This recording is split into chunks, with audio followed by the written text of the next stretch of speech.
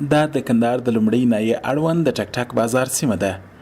د همدې بازار البي سازانو په خپل نوښت د هوا د یخولو داسې کولران جوړ کړي چې په کمه لمریزه برېښنا کار کوي او بیه یې هم ټیټه ده.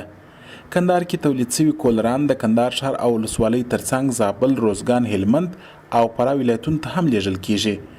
د کندهاري کولرانو تولیدونکي وایي د دوی له لوري جوړ شوي کولران کم مصرفه او دوامداره کار کوي. فراه ته، هرات ته، نیمروز ته، بولدک ته، شمالکوټ ته، دا ټول ولایتونو ته موږ کولران ځي.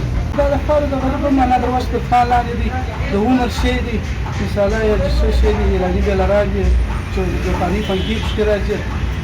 ډېر خلک ځینې خوشحاله هم دي. کوم چا چې یو دانه ولي هغه به خامخا راځي، دوه او درې نور هم دي. یو د انسان لپاره د غریب تر وس تر فعال لاندې دي، بل په کار کې کار ښه کار کوي. کندهار کې د جوړېدونکو کولرانو قیمت له 1500 افغانۍ څخه نیولې بیا تر 3000 افغانۍ پورې دي چې له بهره د راوارد شوو کولرانو په پرتله 80 سلنه ارزانه دي.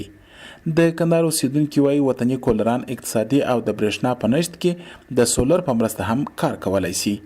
دا شمسي کولران چې دا ارزان قیمته شی هم دی او بل اقتصادي شی دی. زموږ د کندهار برقونه خراب چې برقونه نشته، نو موږ دلته په بازار کې ډیزلي برق دی، هغه ډېرې پیسې زموږ څخه غواړي. نو اوس موږ دغه د شمسي کولرانو سیستم برابر کړی دی. دا ډېر ښه سیستم دی او ښه کار کوي. کندهار چې له کلونو راهیسې د برېښنا د کمښت له ستونزې سره مخ دي، اوسیدونکي یې د خپلو اړتیاوو د پوره کولو لپاره د مالزیات د لمریزې برېښنا څخه ګټه اخلي.